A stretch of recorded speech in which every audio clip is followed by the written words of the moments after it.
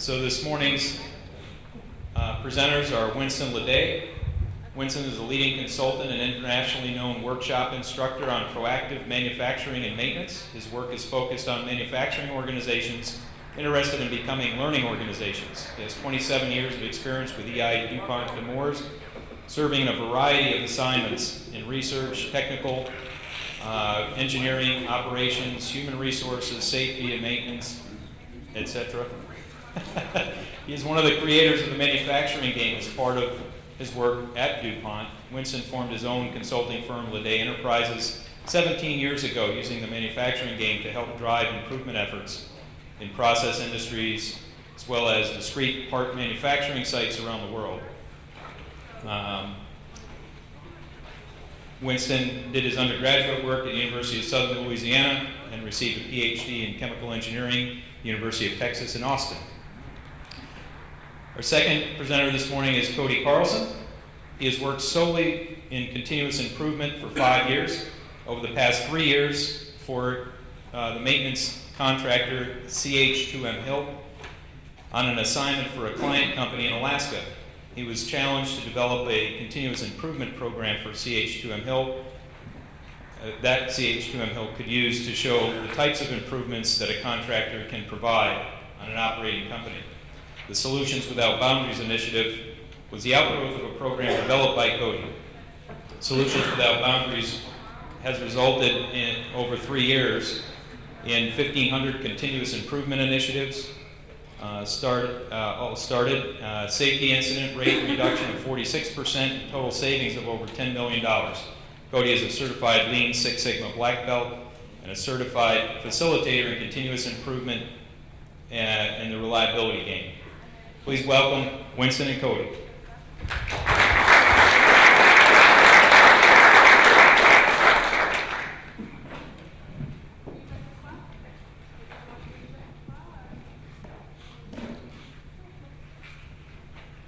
Good morning. Since we are going to do a dual thing here, I'm going to go through real quickly just some of the framework that we use for making this change, and then Cody will talk to you about the implementation to it.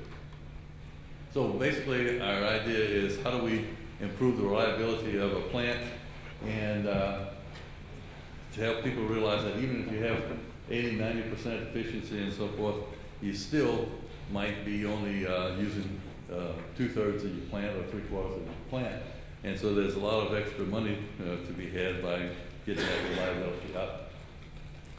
I've been working for the last 20 years with various companies all in the U.S. and Canada and Australia and Scotland and a number of places. So we've been studying the question of how do you change the culture to a high reliability culture, and so that's kind of the part I'll talk about. And one of the reasons that people have difficulty with this is everybody knows they want to get into the reliability end of it, but most people haven't had the experience of getting there. When we did the benchmarks, we saw plants that were really good, but what we didn't see in the benchmark is how did they get there.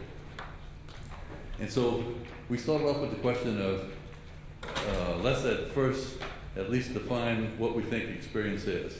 And this John Bennett has worked a big part of his life on this question of what is experience. And his conclusion is that there are 3 elements to it: function, being, and will. So the functional part is the things that happen in space and time. The being part is how together are we on getting something done. And the will part is how important, how urgent is it for us to get something done. So we did computer models to try to understand the best practices we saw at different plants. And the first model we did was based off of the DuPont worldwide benchmarks that we did of about 140 plants. And we were trying to integrate all the data from the different facilities we saw. And we used this system dynamics approach to modeling. So our original model was really looking at the functional kind of questions. And from a model standpoint, that's mostly the question of what happens in time and what happens in space.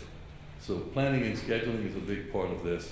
And the thing that we ran into is trying to reconcile the difference between needing our plant to be down to do the maintenance on it and needed to be up to be making a product.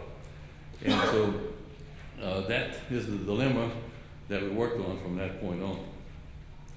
What we found in this original benchmark of 140 plants is you could lump all of the plants into one of these three categories. See if I can figure out which one is the point. Oh. Reactive domain, which is a philosophy of fix it after it breaks. So the behavior involved is respond to something. So something happens and we respond to it. The second domain is the plan domain, where you try to fix it before it breaks and avoid some of the problems. Can you hear me all right back there? Aha, thank you. The plan domain is where we try to discover the defects before they become failures and fix that before a failure happens and creates a lot of collateral damage. The best performance we saw was in the precision domain was the first place we saw it was in Japan, where they do total productive maintenance. And the difference between this and the plan domain was very interesting to us from the standpoint of the plan domain makes you a lot more efficient at taking defects out after they're in the equipment. The precision domain was, let's don't put the defects in at all. And so the thing that they worked on with total productive maintenance is to go find the sources of the defects and get rid of them. The behavior that went with this, we ended up calling organizational discipline. The first time we made this chart, we wrote down there meticulous obedience to the boss. Because when we were in Japan doing these benchmarks, you'd see a foreman go out to tell guys to do something, and they would run to get it done. So our first one said meticulous obedience to the boss. We tried that out at a few of our plants down in Texas. Came back to the office and said, well, if that's what it takes, we're not going to get it done here in Texas. We better think about this a little deeper. And what we ended up recognizing and calling organizational discipline is that people at DuPont had good discipline for doing their work, but what we didn't have was the discipline to make sure that the way I do my work doesn't interfere with the way other people that have to do work in the same equipment. And so it was more, so the big thing we got out of the Japanese one is that if you do it as a cross-functional team, you get a better solution than if you don't. So from a being standpoint, this is something I learned when I quit smoking about 30 years ago. I went to a little class, and the most important thing they said was, you know, if tomorrow you go out and do the same things in the same places with the same people, you're going to continue to smoke. That you got to recognize that you got to change your identity, and so you got to change what you do, when you do it, how you do it, and become a non-smoker. And I think that same thing's true if you want to move from one stable domain here to the other one, is that you actually have to get a different identity. And the identity that we think it takes to get to the precision domain is be a defect eliminator. So that's, instead of waiting till the defect happens, let's go find the source and eliminate the source. The other thing that we recognized at that point is the question of leadership was different than we expected. I thought that if you had to define leadership in terms of these function, being, or will, that leadership would be a thing about will. Turns out that that's probably not true, that it's more of a thing of being. And so it's who you are. And so we found this sayings from 600 BC. Lao Tzu said that wicked leaders are people the people despise. Good leaders are ones they revere. But the great leaders are the one that says we do it ourselves. And so with this idea of leadership, what people are talking about today in terms of good leadership It's having people at all levels in the organization come together to add their expertise and supply it. And so leaders is different from managers. And to explore that, we said we need to find out what's the structure of the system that we're dealing with when we were doing the computer modeling. And we ended up deciding that the best structure for dealing with this is a socio-technical network. And what we mean by socio-technical network is that the social part is the people part. The technical part is the equipment. And that this turned out to be a good way to look at structure.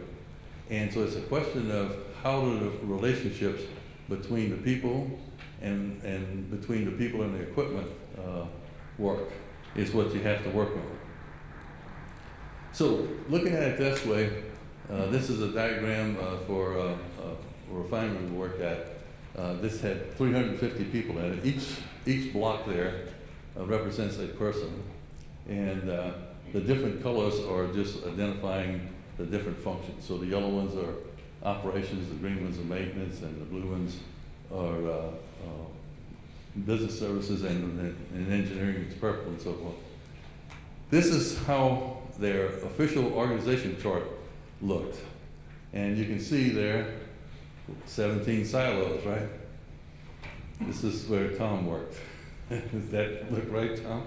So when we started out, people were working in these various silos. And so we started a program of workshops where we created cross-functional action teams to try and improve the functioning of the equipment, but at the same time also to create a different set of connections in the social part of the network. And so after 9 workshops, it looked like this, that we had added all these extra lines. And the way we did this connection is that we think that anytime people do meaningful work together, you form bonds that you can use in the future, right? So that if I've worked with some people on improving this project, then later on when I need some things, I can go back to that same person. So this is what we think is necessary to create the right leadership, is that it's people in all different levels doing it. The will part was harder to see because every facility has its own history and its own current situation and so forth. And so the question of will is, how much effort is it going to take me to get to where I want to go? And so if we're in a place that a facility that's doing really well, then there's not a lot of will to work on it. But if there's a big opportunity that people have at a facility to get more value for the company, then there's some will to do it. The biggest will we see, though, is plants that are in jeopardy of being shut down. That people seem to get the idea real well and willing to put in the effort. So the way we went about that was we took our computer model and calibrated it to the specific data for a plant to see how the various best practices might be able to improve their situation. And by articulating that, we help people have the will to get it done. Most of the people that we've dealt with really underestimate the amount of effort it's going to take to make a change if you want the whole culture to change. And that what we found is that, you ask people at a plant, you have defects, and they said, oh yeah, we probably have hundreds of them. But they're doing 20,000 work orders a year.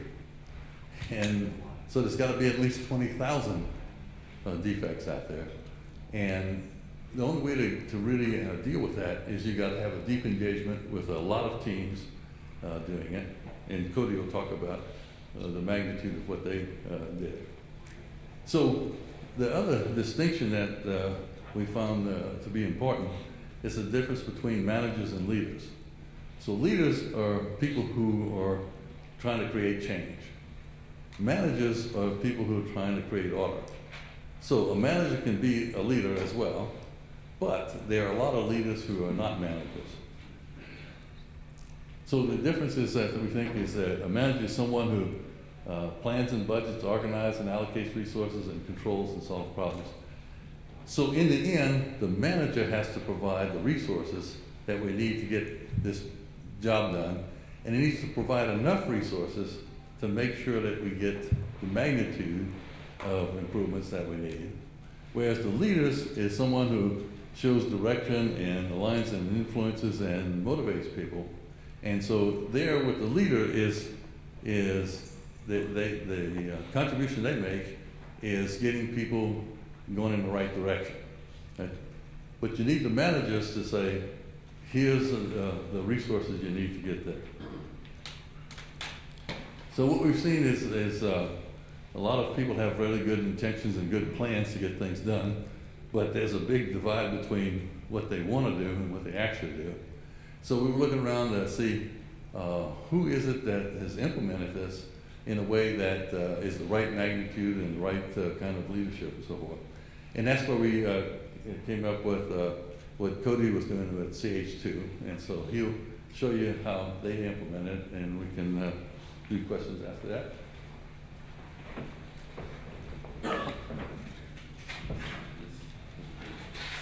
Okay. Good morning, everybody. Oops.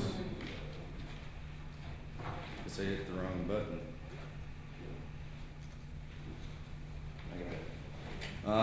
My name is Cody Carlson.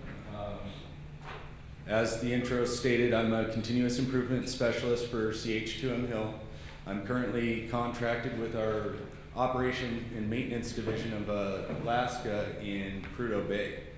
And what I'm going to be talking about over the next 15 minutes or so is how we achieved our defect elimination system and what some of our key successes are up there. In 2009, it was recognized that we needed to do something, and so CH2 internally created a continuous improvement department up for that contract. From the development of that program, we came up with the system called Solutions Without Boundaries, or SWB.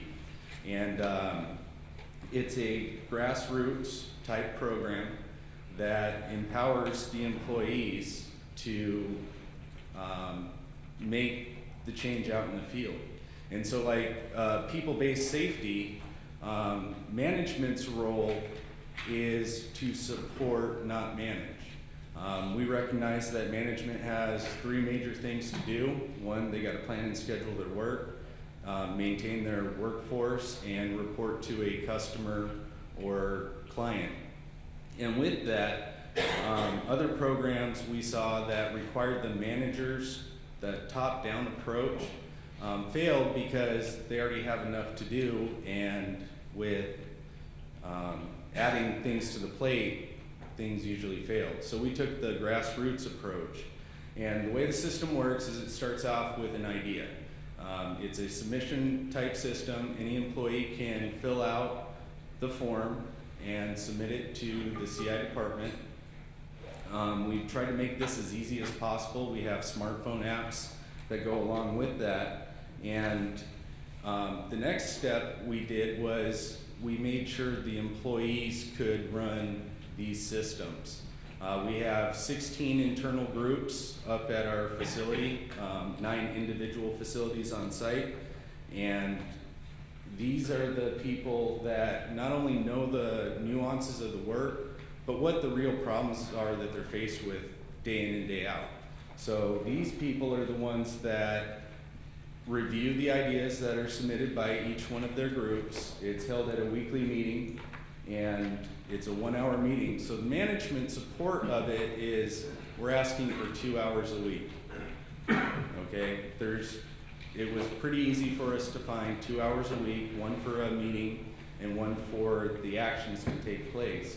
So these people review their current action items, update statuses, and progress the projects, review any new ideas that come in. And each group has what we call a CI champion. These are the people that Winston talked about that are passionate about making change in their area. It's 100% volunteer, so the people, your A people, that are there to do a good job are the people that usually step up into this role. And they run the meetings, they decide what's going to happen, and it moves on from there. Now, some of the stats that was in the bio aren't totally accurate. They were accurate when we wrote the bio, but right now we're approaching 2,000 initiatives started by these groups. We have over $11.7 million in savings to the client and customer that is verified. We have quite a bit of improvements that we weren't able to document the cost savings, but we do know that it is there. So because we can't track it, we don't report it. And so this is the stats over the last 2 years of this program. Now, with the employees doing the work, we had to develop what we call the Rosetta Stone between the language employees speak and what management interprets. So for you managers out there, this is the money aspect of it. And the way it works is the employees document data factual information to get their improvements complete. In this case, this idea started out as a safety-only idea. It's a housekeeping initiative. What the crews would do they would go out to these facilities, and as a housekeeping, they would zip tie their air lines and electrical cords to the handrails of the facility. They'd go through anywhere between 50 and 100 zip ties per day. Now, on the quality side of this, at the end of the day, when they're done, they got to use zip tie or razor knives, snips to remove these things, which introduce some hazards. They also were just yanking these things off, damaging the cords and hoses and everything like that. So what the crew did was they actually took the time to track how many of these zip ties we were going through. And part of that number is what the cost of the zip ties are. 2 crews were going through $25,000 worth of zip ties a year, plus the duct tape and the trash bags for the cleanup afterwards. Well, one of the employees said, hey, why don't we just use Velcro straps, and that way we don't have to do the zip ties, we don't have to use the tools. And instead of 13 cents per zip tie, it was only 15 cents per Velcro strap. And they were able to make that change at an implementation of $9. So this is, like I said, how we report to management. Every one of our ideas that we submit to management comes in this form. And I actually have a book with me that goes through all these ideas that have led to that $11 million in savings, if you want to look at it after this presentation. Now, with this, what manager in their right mind is going to say, no, I don't want a safer workforce. No, I don't want better quality of my materials. No, I don't want that cost savings. So that's where the communication, that Rosetta Stone, has really come in. And everything's documented with the safety or the productivity at the bottom of the page. Now, we can't just focus on the cost and productivity and efficiencies in our work area. A lot of, I would say 60% of our ideas are safety only. They have no documentable savings, cost, or productivity. And that has led to our 46% reduction in incident rates. By looking at these defects and what are out there, if we can eliminate doing the work, we eliminate that risk going to those employees. So that's one of the biggest keys we've come across from the safety standpoint of it. We're a very safety-oriented site, and like I said, most of our ideas are around that. Now, the next part, that's the employee-based part of one of our successes. Our next portion of successes is to get out of your own way. Now, if you look at that A3, it's kind of complicated, and for the average person, they're not going to be able to sit down at a computer and do that. So we had to develop the system to be able to allow the guys to do what we needed them to do, but get the documentation and reporting out of it. So the way that works is the employees are charged with collecting the data and supplying the pictures for those A3s that we saw earlier. And the CI department, myself, works with those employees to do the cost justification, fill out those forms for them, and help them progress their ideas through. Now with those A3 forms, 100% of those ideas that we have submitted to our client for monetary implementation, everything costs money. 100% have been approved, funded, and implemented. Anywhere from $0, the just do it's, to over $385,000 for new equipment.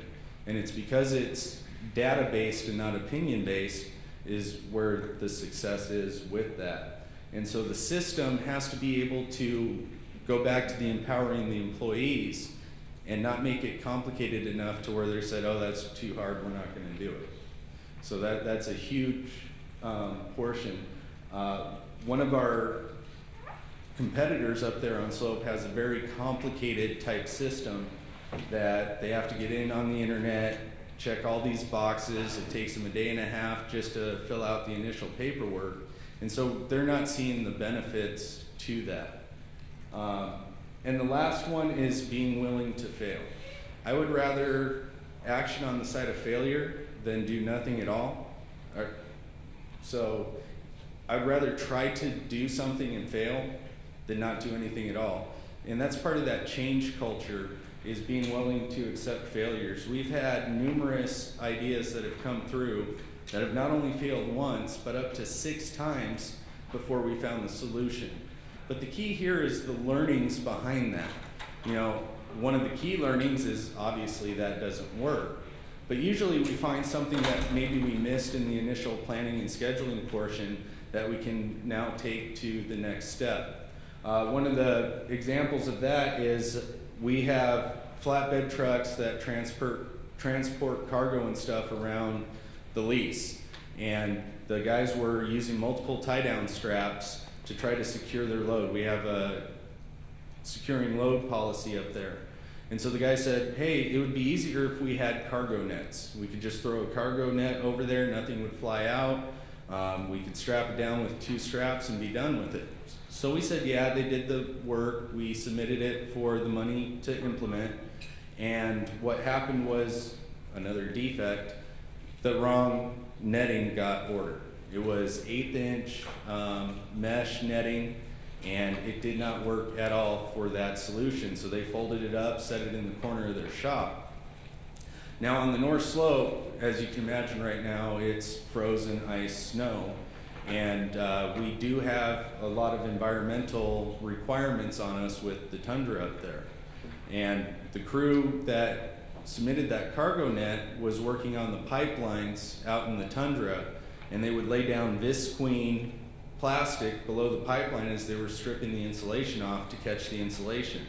Well, snow and all that other stuff came with it, and one of the guys picked up that net one day and said, hey, I'm going to use this for my containment.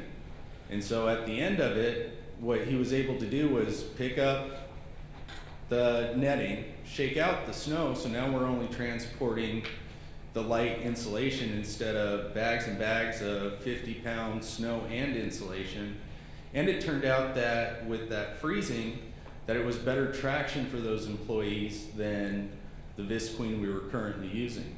So we've seen a lot of that in some of our failures, in that it didn't work for what we intended it to, but it did work somewhere else that we didn't even think of had an issue. So being able to fail and knowing that it's okay to fail is kind of profound. When I first say this to the employees, they look at me like I'm crazy, but it's part of the beast. And it's what you take from those failures that really helps you move forward. with that, we've been starting to expand our effort on the North Slope with other contractors, competitors, and our client, and we use the manufacturing game, or the continuous improvement game, to do that through the day enterprises. And what this really does is this gets that social networking that Winston was talking about together. We're all in the same boat up there. We have one customer, and we're trying to do what we can to make things better for them. And the only way to really do that is to work as teams. And that one team identity is what we call Team Alaska, and the cross-functional, not just within entities of operations and maintenance, but different contractors, is one of the biggest things. An example of that is we had, again, that corrosion under insulation crew. To perform that process, that task, takes about 4 different companies in consecutive progression to complete the total job. Now, prior to doing this training, the simulation, none of these entities had ever even talked to each other. So we had one group that went out, ran the smart pig and external line inspection. We had a crew that stripped the pipe and insulation for more inspections. We had a repair crew, and then we had the re-insulators. And so each one of those things relied on another entity, but they had never been together until they participated in this event. And what came out of that was, it was a real simple action team project of just communication. There were a lot of times we'd go out and strip the wrong location because of miscommunication or wrong data. But through the social networking on this, they were able to identify those defects in the processes and minor fixes to increase the productivity along that process. So that's where the one team's really coming from, is not just individual silos, but everybody on the slope, the client included. And the last and final part of this is celebrating successes. We do 2 what we call CI celebrations every year. It's held in April and October. And what we do is we take these A3s that the groups have done, the people have done, and we blow them up to poster size, hang them up in a gym. And the people that worked the idea, that actually did the idea, are the ones that stand in front, represent it, and explain it. Then everybody else, every other contractor, our client, come in and review these. So this is the best practice sharing. We may be doing something great and another company not. They can come in, get the ideas, and implement them themselves. We put how to implement on these things, CAD ID numbers, so they can order the tools or whatever we're using. And so it's a great way to share not only the ideas, but to look good in front of our client as well. So with that, is there any questions?